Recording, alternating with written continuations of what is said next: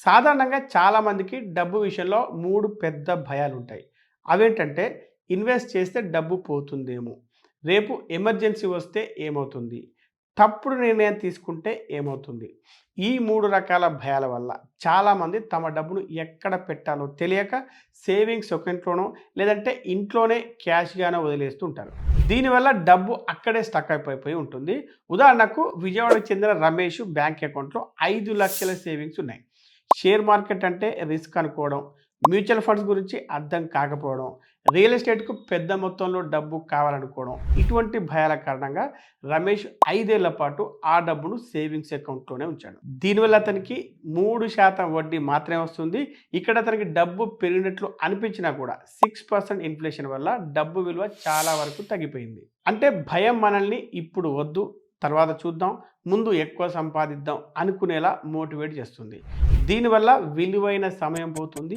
సమయం పోతే కంపౌండింగ్ యొక్క మ్యాజిక్ తగ్గిపోతుంది. అంటే అసలు నష్టం రిస్క్ వల్ల కాదు, ఆలస్యం వల్ల వస్తుంది అని చెప్పొచ్చు. అయితే ఈ భయాలను అధిగమించడానికి సరైన ప్లానింగ్ ఉంటే సరిపోతుంది. ప్లానింగ్ అంటే మన లక్ష్యం ఏంటి? ఎమర్జెన్సీ ఫండ్ ఎంత కావాలి? ఎంత రిస్క్ తీసుకోగలను? వీటితో పాటు ఎంత కాలం ఇన్వెస్ట్ చేయగలను? అనే విషయాల పట్ల క్లారిటీ కలిగి ఉండడం. ఇలాంటి క్లారిటీ ఉంటే భయం తగ్గుతుంది, స్పష్టత వస్తుంది, నిర్ణయాలు తీసుకోవడం సులువవుతుంది. ఉదాహరణకు హైదరాబాద్‌కు చెందిన సుమ నెలకు రూ. 40,000 సంపాదిస్తుంది. ఆమె ఆ జీతంతోనే ఒక రూ. 1,00,000 ఎమర్జెన్సీ ఫండ్ సిద్ధం చేసుకుంది. నెలకు రూ. 5,000 ఇన్వెస్ట్ చేస్తుంది. అలాగే 10 సంవత్సరాల గోల్‌ను ప్లాన్ చేసుకుంది. దీనివల్ల ఇప్పుడు ఆమెకు భయం లేకుండా పోయింది. ఎందుకంటే ఆమె తన వద్ద ఉన్న ప్రతి ఒక్క రూపాయికి ఒక పని కల్పించింది.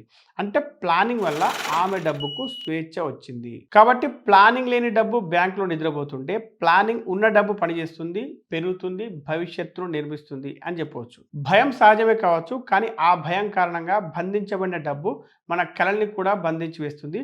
కాబట్టి సరైన ప్లానింగ్‌తో మీ డబ్బుకు పనిని, స్వేచ్ఛను కల్పించండి.